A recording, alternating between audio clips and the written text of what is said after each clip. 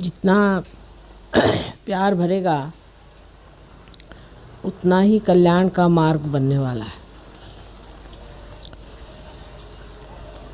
प्रेम के प्रति उदासीन होने वाले लोग सहयोग में बढ़ नहीं सकते।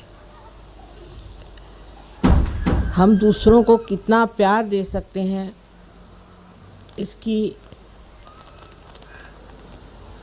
पूरी कल्पना अभी आपको नहीं है, क्योंकि हमारे अंदर प्यार का सागर बसा हुआ है और उसकी झलक मात्र भी हमने अभी तक देखी नहीं कि हम कितने प्यार से ओतप्रोत हैं। परमात्मा ने भी हमें बनाया सो अपने प्यार में ही बनाया है और जिस चैतन्य को आप जानते हैं और जिस ब्रह्म को आप महसूस करते हैं, ये ब्रह्म भी उनका प्यार ही है। प्यार ही सत्य है। जो मनुष्य किसी से प्यार करता है या स्त्री किसी बच्चे से प्यार करती है, पति से प्यार करती है, तो वो उसके बारे में सब कुछ जान जाती, तो भी वो बाह्यता जानना हो जाता है। लेकिन आप जब चैतन्य से किसी को जानते हैं तो उसके बारे में आप सब कुछ एक साथ जान सकते हैं। इसको आपने प्रत्यक्ष में अनुभव किया है। आप खुद जानते हैं कि आप अपने उंगलियों पर इस चैतन्य को भी जान सकते हैं, अपने को भी जान सकते हैं और दूसरों को भी जान सकते हैं। लेकिन अभी तक ये हमारे अंदर आस्था नहीं आई कि ये चैतन्य प्यार है। परमात्मा का प्यार है। ये प्यार की शक्ति है। शक्ति का अर्थ तो हम लोग हमेशा विध्वंस से लगाते हैं, किसी की घृणा से लगाते हैं, लेकिन परमात्मा का जो प्यार है वो जब हमारे अंदर उतरता है तो पूरी तरह से हमें शांतिमय बना देता है, जिसको कि अंग्रेजी में कहते हैं रिलैक्स्ड। किसी भी तरह की हिंसक भावना हमारे अंदर आ ही नहीं सकती। किसी तरह का भी आतताई एग्रेसिवनेस आ ही नहीं सकती। और जब एग्रेशन अवतरणों ने किया भी तो वो इसलिए कि वो शांति के विरोधक थे, वो प्रेम के विरोधक थे, वो द्वेषपूर्ण थे, राक्षसी थे। आज संसार में सब दूर आसुरी विद्या फैल गई। कृष्ण ने बताया था कि आसुरी विद्या जब फैलती तो बहुत जोर में पकड़ लेती। इसकी वजह क्या हो सकती है, ये सोचना चाहिए। आसुरी विद्या जल्दी फैलती है और सहयोग धीरे धीरे क्यों फैलता है। सोचना चाहिए कि जो इतनी अच्छी चीज़ है, जो सर्वोत्तम चीज़ है, वो धीरे धीरे फैलती है, और जो गंदी चीज़ें हैं वो इतने जल्दी क्यों फैल जाती। इसकी वजह यह है कि जब मनुष्य की चेतना बढ़ती है तो वो उल्टी तरफ बढ़ती है। ऐसे भी श्री कृष्ण ने ये भी बात कही है कि अधोगति पर जाती। ये पेड़ का जो मूल है वो आपके मस्तिष्क में है। तो इस ब्रेन की ओर जाने का क्या मार्ग है, ऊर्ध्व गति की ओर जाने का क्या मार्ग है। आप तो जानते हैं कि कुंडलिनी के जागरण से आपका जो चित्त है वो ऊर्ध्व गति को प्राप्त होता है। पर अगर आप ऊर्ध्व गति की ओर जा रहे हैं और बार बार आप अधोगति की ओर उतर आते हैं तो इस बंदर कूदी में आप कहाँ पहुँच पाइएगा। जैसे स्कूल में पढ़ाया जाता है कि एक आदमी था, उसने 4 दिन काम किया, फिर वो भाग गया। फिर दूसरा एक आदमी आया, उसने 2 दिन उस काम को तोड़ा, फिर वो भाग गया। फिर उसके बाद तीसरा आदमी आया। तो ऐसी हालत में वो काम पूरा कैसे हो सकता है। आज बनाया कल तोड़ा। क्योंकि हम उस अधोगति से ऊपर उठ रहे हैं, उस जड़ता से हम ऊपर उठ रहे हैं, इसलिए उधर खिंचाव ज़्यादा हो जाता है और इसीलिए बहुत ज़ोर लगा करके ऊपर उठना पड़ता है।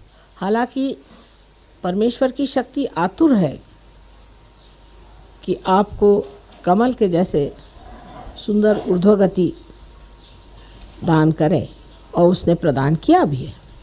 लेकिन उस दशा में रहने के लिए आपको थोड़ा सा जोर लगाना पड़ता है, और जोर बड़ा सुंदर है, वो है प्यार का। अब प्यार का विश्लेषण कैसा किया जाए? प्यार का मतलब ये होता है कि जहाँ आप कोई सा भी कार्य करते हैं वो अपने हित के लिए और दूसरों के हित के लिए होना चाहिए। हित आत्मा का साध्य होना चाहिए। आत्मा का हित जो है वही प्यार है और वही आनंद है। अब हम देखते हैं कि दुनिया में लोग किसी भी एक धारणा पे जुट जाते हैं। यही बात ठीक है, ऐसी करना चाहिए, यही होना चाहिए, मैं यही ठीक समझता हूँ, ऐसे ही करना चाहिए। इसे हम लोग अहंकार कहते हैं। अहंकार माने मैं करता हूँ।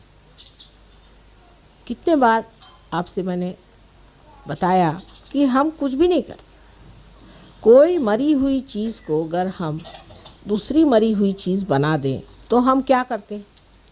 समझ लीजिए अगर एक पेड़ मर जाए और उससे हम एक फर्नीचर बना दें तो हमने क्या विशेष चीज़ कर ली? कुछ भी नहीं किया। एक मरी से दूसरी बना ली। और मरी हुई चीज़ों को इस्तेमाल करने से हम भी धीरे धीरे मरते हैं, माने हमारे भी अंदर आदतें जुट जाती हैं। जैसे कि हमें अगर आदत हो गई कि हम पलंग पे सों तो ज़मीन पे नहीं सो सकते, फिर पलंग उठाते फिरिए दुनिया भर में। अब हमारी क्योंकि जड़ता से ही प्रगति हुई है, जड़ की ओर आकर्षण एक तरह से बना हुआ है। उसको तोड़ने का एक ही तरीका है, क्या हम अपने से प्यार करते हैं? क्या हम स्वयं को प्यार करते हैं? अगर हम स्वयं को प्यार करते हैं तो कितनी बातें उसमें आ जाती हैं कि क्या हम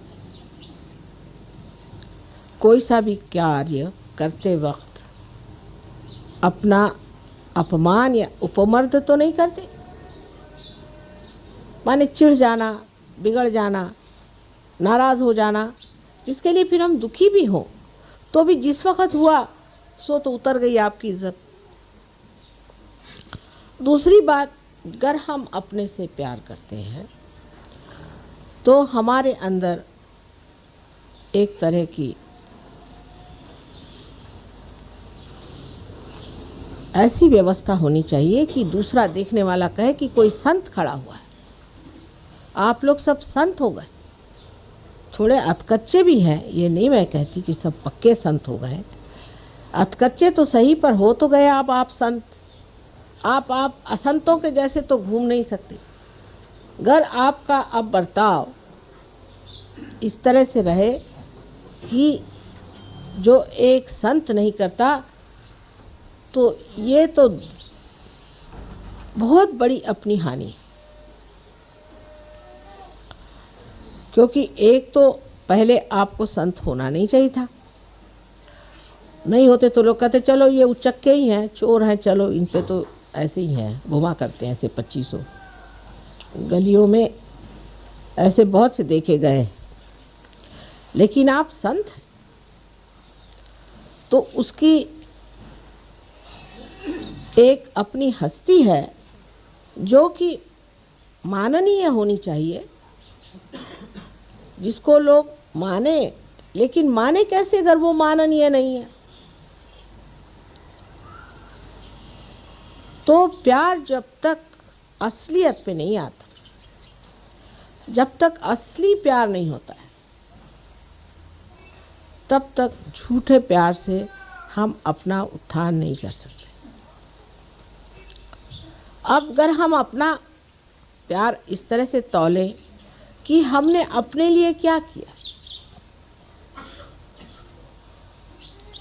हमने ज़मीनें खरीद ली, मकाने बना लिए, बाल बच्चे हमारे पढ़ गए, सब कुछ हो गया।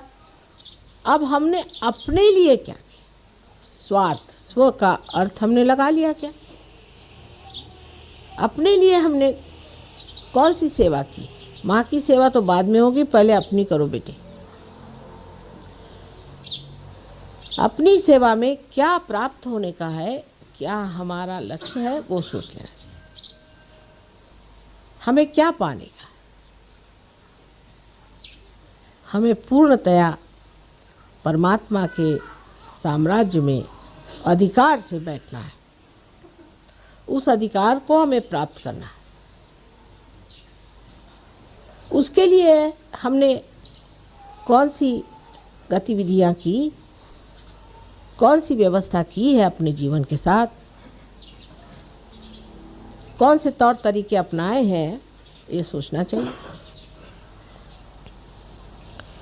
अब सहयोग में कितनी बार बताया गया कि भाई अगर आपको आगे बढ़ना है, इस वृक्ष को ऊपर की ओर चढ़ाना है, तो आपको ध्यान करना चाहिए।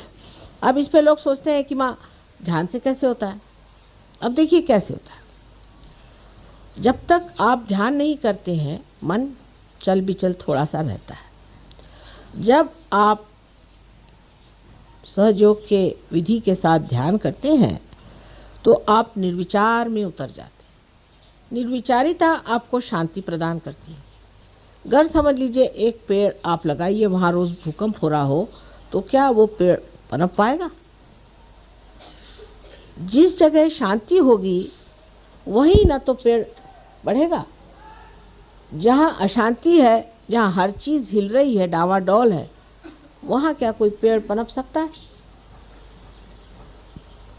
जिस हस्ती में शांति प्रस्थापित हो गई है, वहीं पे ये पेड़ बढ़ सकता है।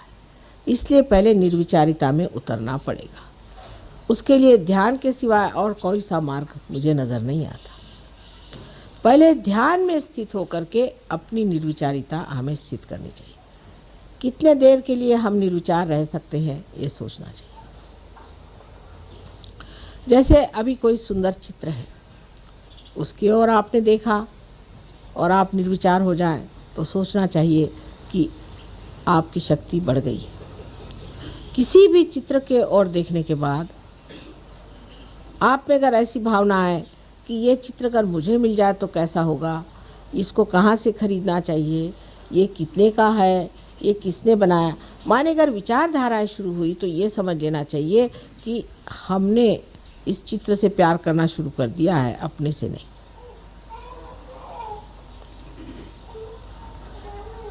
जब तक हम ये कहते रहेंगे कि ये मेरा है, माने वो मैं नहीं हूँ, मुझसे अलग चीज़ है। तो जब अपने को हमें बढ़ाना है और इसकी पूरी वृद्धि करनी है, ग्रोथ करनी है, तो ज़रूरी है कि हम ध्यान में रहें और निर्विचारिता अपने अंदर स्थापित करें। जब तक निर्विचारिता स्थापित नहीं होती है, सहयोग बातचीत ही बातचीत रह जाएगी। जब तक हम अपने से ही प्यार नहीं कर सकते, तो हम दूसरों से क्या प्यार करें? लेकिन प्यार का अर्थ ये नहीं होता है कि अपने से प्यार करने का मतलब ये है कि हमारे बहुत सारे रुपए पैसे इकट्ठे हो जाएं, या हमारे पास 10-12 मोटर गाड़ी हो जाएं और हम बड़े आराम से घूमते फिरते रहें। ये जो लोग पा भी लेते हैं, वो भी आप जानते हैं माँ के पास आते हैं और कहते हैं कि माँ इसका कुछ इलाज करें, हम तो भर पाए, वो भी सुखी नहीं।